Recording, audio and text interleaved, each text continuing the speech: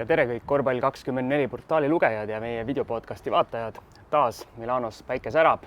Eesti korvpallifännidel ja Eesti koondisel päike nii eredalt kindlasti ei sära, kuna kolmas mäng eile peetud sai ja teine väga valus kaotus järjest. Meie erikorrespondent Maksim Tuul on kõik emotsioonid endasse kogunud ja tahab need nüüd välja lasta. Jah, tõesti väga kurb lõpp jälle, et kui veel rääkida sellest eilsest mängust, siis tegelikult stsenaarium oli ju, võiks öelda vastupidine Ukraina mängule, et kui Ukraina mängus me kogu aeg juhtisime ja Ukraina püsis mängus ja pööras selle lõpuks enda kasuks, siis nüüd olime me tegelikult kogu mängu tagaaja rollis, aga kahjuks ei suutnud nii-öelda Ukrainat teha, ehk siis et lõpus seda mängu ära võtta.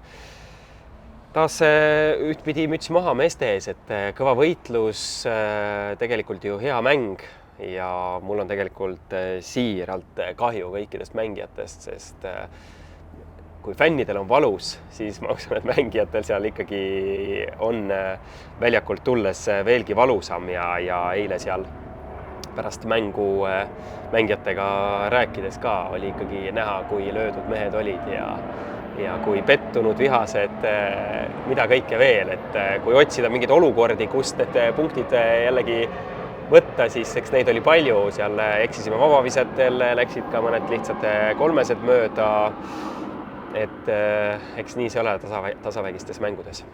Aga kui me toome välja mingid asjad, mis meil mängust nagu silma jäid, siis minul on tegelikult eelmiste mängude pealt üldse silma jäänud see, et kui pärast seda, kui sai selgeks, et Maik-Kalev Kotsar uuel hooajal Euroliigas Baskonia särgis mängib, et siis paljud küsisid, huvitav, mis ta roll saab olema ja kui hästi ta hakkama saab ja kõik sellised asjad. Ja minu meelest see EM-finaalturniir on näidanud, et see mees on sellel tasemel mängija, kuna viimases kahes mängus, nii Ukraina mängus kui Horvaatia mängus, vastaste peatreener on pidanud võtma NBA kaliibriga mehed rotatsioonis põhimõtteliselt tahapoole, kuna nad ei ole mängu alguses Kotsariga hakkama saanud.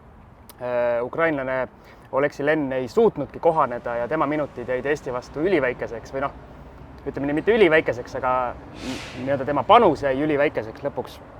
Endine Euroliiga mees Artjom Pustovi kukkus täiesti rotatsioonist välja ja eile Horvaatia vastu samuti Ivica Zubac, Los Angeles Clippersi mees, 3 minutit oli mängitud ja mees tuli platsilt ära koristada ja NBA mängijana ta ei olnud peatreeneri tegevusega absoluutselt rahul, laiutas seal käsi ja põhimõtteliselt ma vaatasin, et need mehed lähevad omavahel tülli, aga vahe oli lihtsalt selles, et Zubatsi kvaliteet oli selline, et kui ta uue võimaluse sai, siis ta suutis kohaneda.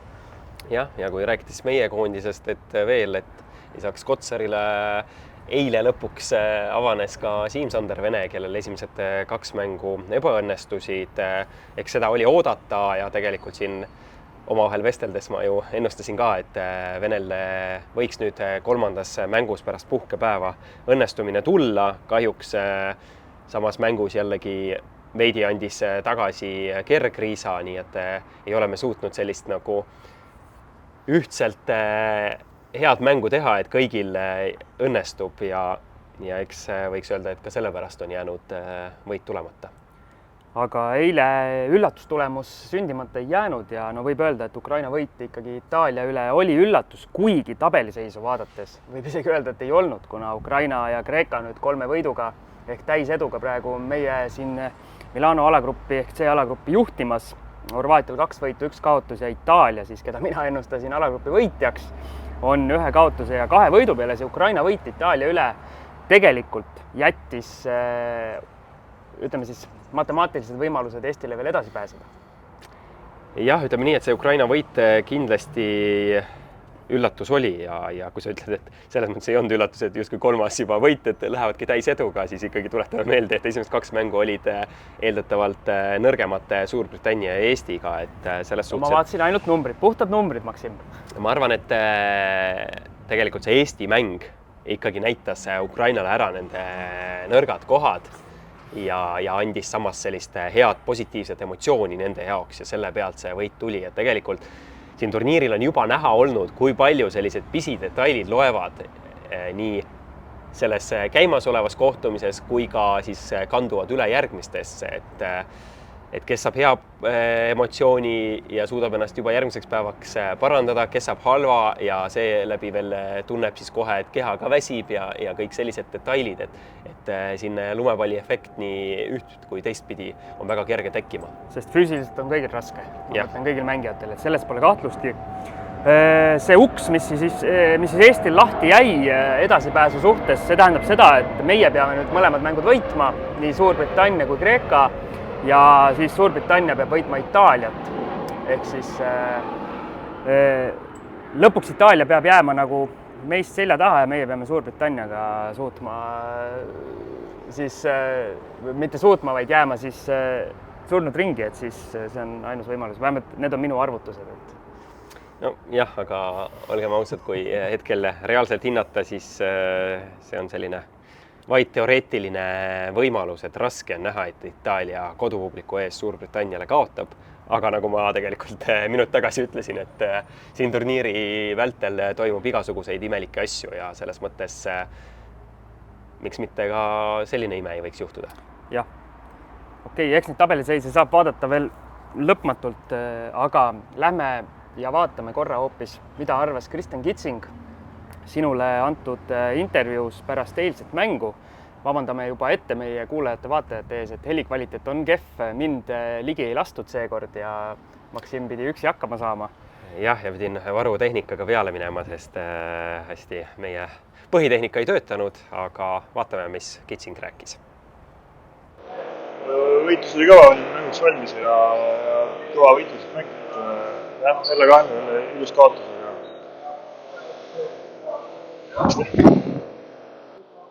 Mille taha siis jäi, et tegelikult täna võiks öelda, et olite ikkagi hädas visketabavusega?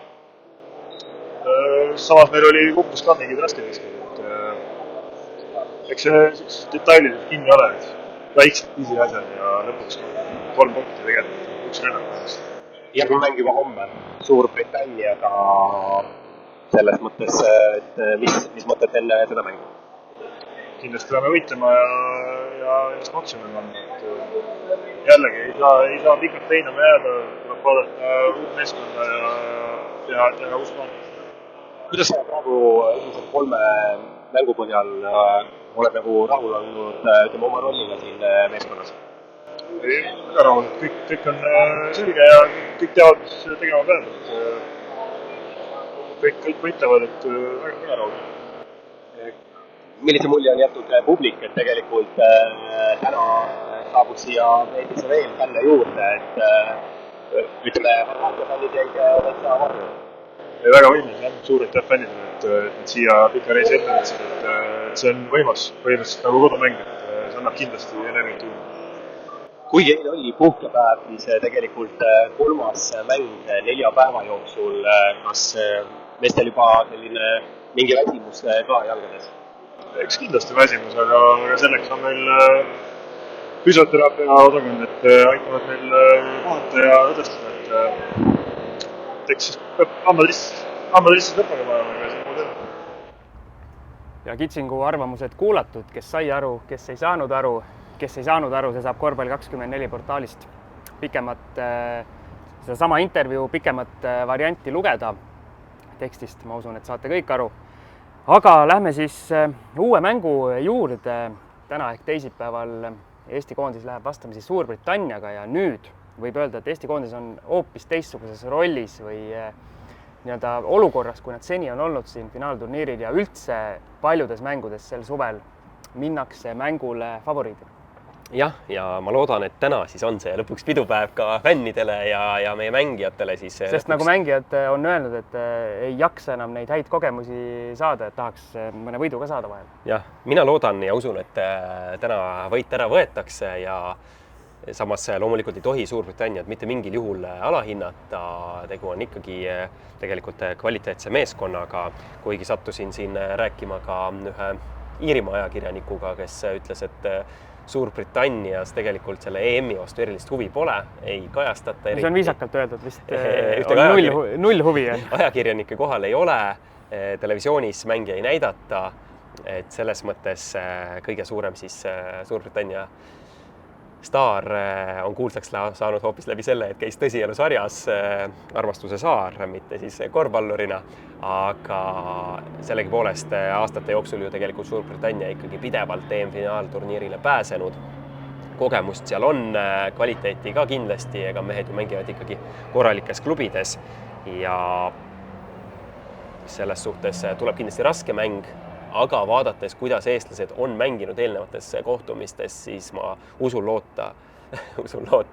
loodan siiski, et võit tuleb ja ainuke selline takistus võib-olla sellel teel võib olla see, et viimases 2 mängus saadud valusad kaotused on meestel ikkagi nüüd nii sees, et ei suudeta sellest üle olla, sest kui pärast eelmist valusat kaotust Ukrainale oli vähemalt puhkepäev vahel ja sai kuidagi taas ennast kokku võtta, siis nüüd ju tegelikult minnakse kohe taas lahingusse pärast väikest lihtsalt unepausi. Ma selles mõttes olen sinuga nõus, et ma arvan, et küsimuseks saab just see vaimne pool, et mänguliselt olles näinud Suurbritannia erinevaid kohtumisi erinevate vastastega, siis mänguliselt ei tohiks probleeme tekkida. Just selles mõttes, et ma arvan, meie liidrid on paremad korvpallurid, pluss meil on sügavam koosseis kui siin turniiril mängival Suurbritannial. Võib-olla füüsiliselt mingites episoodides võime alla jääda, sest britid on tõesti kohati väga füüsilised, aga sealt osas oskustes annavad järele. Aga mina arvan, et kuna see võidunälg on nii suur sellel noorel koondisel, siis ja tunnetatakse seda Suurbritannia kui ikkagi selle grupi ilmselt kõige nõrgema meeskonna nii-öelda lõhna juba, et sealt on see võit võimalik võtta. Mina usun, et tullakse hea emotsiooniga peale. Ja kindlasti taaskord meil, fännidel on siin juures suur roll, et eile oli tegelikult Horvaatia vastu ka ikkagi nii hea seal saalis olla, et Horvaatia fänne oli väga vähe. Mulle tundus, et isegi pärast nädalavahetust oli silt paljud ära läinud, ehk siis üksikud, keda võis märgata, sisuliselt toimus mäng nagu kodusaalis ja täna võib siis kinnitada, et on seis selles mõttes veel hullem, et ma ei tea, kas seal üldse mõnda britti märgata saab. Mina eile 2 nägin, kes hüüdsid seal vaikse äärega Go GB. Ja olid küll, aga ma mõtlen, et võib-olla neil ka mingid kodukohustused tulid peale või töö ja läksid ära, et siis ei ole neid ka, aga igal juhul, et fännid siis taas tekitaksid sellise tunde, et mäng kodusaalis oleks ja sellisel juhul ei saa ka koondis grammigi alla oma taset lasta.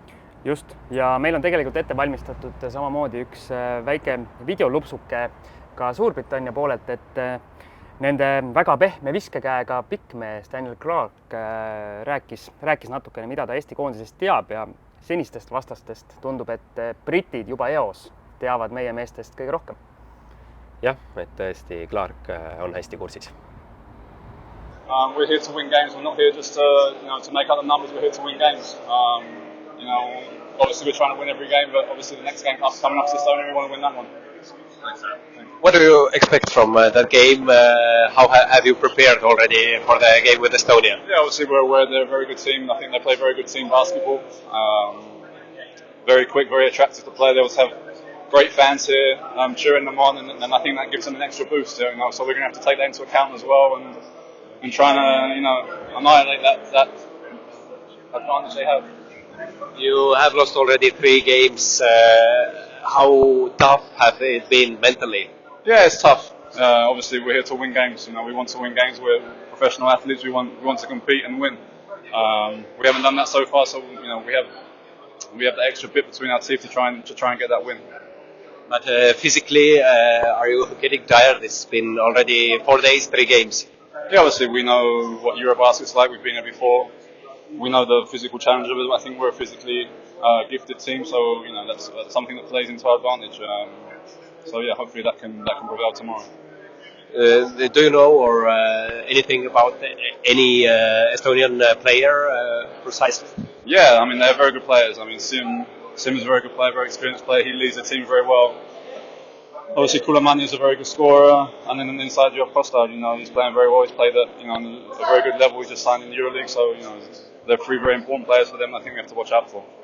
Nii, oleme tagasi ja loodame, et Clark ja teised Suurbritannia koondislased siis pärast tänast mängu teavad Eesti koondislastest veel rohkem ja need teadmised on seotud kibedate kaotuse tunnetega. Võib-olla saavad mingi uue postri endale seinale. Absoluutselt, loodame. Meil siin neid postrimehi võiks olla küll, kellel veel sellist vurtsu jalgades peale pikka turniiri. Aga see selleks, meie lähme saate 3. osa juurde ja selleks on loomulikult meie hea peatoetaja OpTibeti koefitsientide ülevaade tänaseks mängude päevaks. Ja nagu me eelmises osas rääkisime, siis esmakordselt selle turniiri jooksul Eesti on pandud favoriidiks ja on pandud ka OpTibeti koefitsientidesse. Eesti võidu koefitsiendiks 1,47 ja Suurbritannial 2,75. Jah, et tegelikult väga suurt ülekaalu justkui ei ennustatagi, nagu me ütlesime just eelnevas lõigus ka, et eks siin nüansse on, Suurbritannia on füüsiline ja vaimne seisund võib-olla Eesti koondisel pärast kaotusi ei ole kõige parem, et selles mõttes Suurbritanniat kindlasti kuidagi alahinnata ei saa ja mingi suur üllatus nüüd nende võit ka ei oleks, aga meie loomulikult ootame omade edu. Ja tänane teine mäng, Kreeka-Ukraina, kui vaadata neid numbreid nii-öelda puhtalt lehelt ainult tabeliseisu jälgides, siis tunduks väga veider. Kreeka võidu koefitsient 1,08, Ukrainal 8,80. Meenutame mõlemad tiimid praegu 3 võidu peal. Jah, aga ma ütlen ausalt, et mina ka ei näe võimalust Ukrainale, eriti kui Antetokounmpo nüüd pärast seda puhatud päeva mängu. Ja me vist ei maininud, et ta eile Suurbritannia vastu ei mänginud, istus kogu mängu pingil. Jah, ehk siis tegelikult tal on isegi nüüd olnud 2 puhkepäeva järjest ja mees tuleb, ma usun, nüüd värskena tagasi ja sellisel juhul ma ei näe tõesti Ukrainal mitte mingit võimalust. Aga vaatame korra nagu veel ette, et kas see, et Antetokounmpo nüüd brittide vastu puhkas, kas sinu arvates see tähendab seda, et ta ilmselt ikkagi Eesti vastu mingid minutid mängib, et mitte siis jätta vahetult enne play-offi seda puhkust, et hoida ta rütmis sees? Mina kardan küll, et kuna 2 puhkust... Kas sa kardad või loodad? Ma kardan, et ta mängib. Ma kardan, et ta mängib. Mina loodan, et ta mängib, ma tahaks näha seda. Selge. Aga jah, kuna oli 2 puhkepäeva, nüüd on siis mäng, tuleb jälle puhkepäev ja siis tuleb mäng ja pärast seda ju ka seal enne play-offe on puhkepäevi. Nii et selles suhtes ma usun, et ta Eesti vastu kindlasti dressi selga nüüd tõmbab. Ja õhtune mäng siis meie siin alagrupis Itaalia-Horvaatia. Kodumeeskonnal 1,68 praegu koefitsiendiks ja Horvaatial 2,24. Itaalia tuleb valusa kaotuse pealt.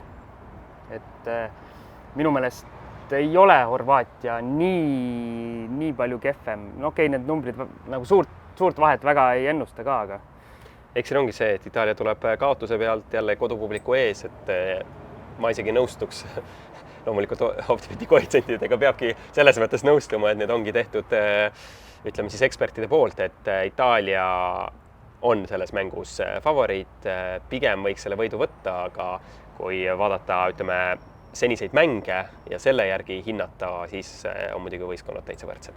Aga vaatame korra teistest alagruppidest ka mõned numbrid üle, mis mulle silma jäid. Näiteks Soome-Tšehhi 1,95 Soomel, 1,90 Tšehhil, ehk siis täiesti 50-50. Ma isegi võib-olla julgeksin nii-öelda Soomele väikese eelise anda, aga mine sa tea. Jah, raske on ennustada, neid teisi mänge oleme siin väga vähe saanud. Väga vähe jälgida. Ainult, mis meieni jõuab, on kõik need skandaalid. Et kes kus mida vilistamata jättis ja kes kellele kallale läks kuskil riietusruumi juures, et seda üritame jälgida, aga mänge kahjuks. Sellega on väike ikaldus, jah.